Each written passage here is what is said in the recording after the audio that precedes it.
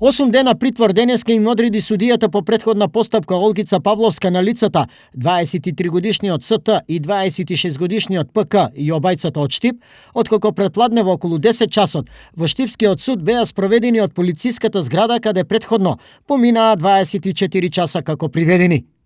Согласно член 470 став 3 од ЗКП, каде е пропишано дека пред поднесување на обвинителен предлог за вакви кривични дела, за кои како главна казна е пропишана парична казна или казна затвор до 5 години и е предвидена скратена постапка, притворот не може да трае подолго од 8 дена. Информираат од Основниот суд Штип. На самиот истек на времето од 24 часа во кое треба да се реши побарањето за спроведување истрага од страна на основното јавно обвинителство, судот во еден момент се соочи со редок проблем. Од приведувањето па се до изведувањето пред судијата, двајцата обвинети не можеа да обезбедат адвокат, бидејќи сите со кои контактираа категорично одбија соработка. Јас се уште сум под шок од видеото на снимките и по ниедна цена не можев да прифатам да ги заштитувам. Друг помлад штипски адвокат јавно на социјалните мрежи обелодени дека и тој бил контактиран со барање да ги застапува двајцата, тогаш осомничени, но тој одбил пошто на Фејсбук напиша: Иако немам право на тоа, но и по цена и да ја изгубам лиценцата, јас овие двајца нема да ги бранам.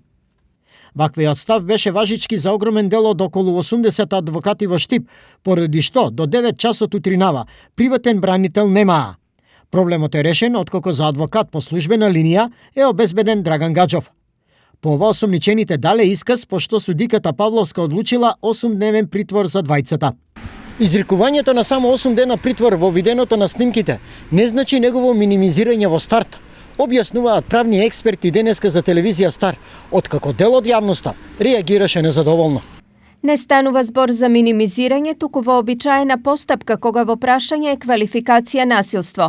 Основното јавно обвинителство има поднесено барање за спроведување на истрага, која во наредните 8 дена ќе биде спроведена, пошто ќе биде подигнато и соодветно обвинение. Појаснуваат нашите соговорници. Во меѓувреме, двајцата млади штипјани кои вчера и денеска го собираат гневот од целата македонска јавност, текот на истрагата ќе го чекаат во Комоновскиот истражен затвор.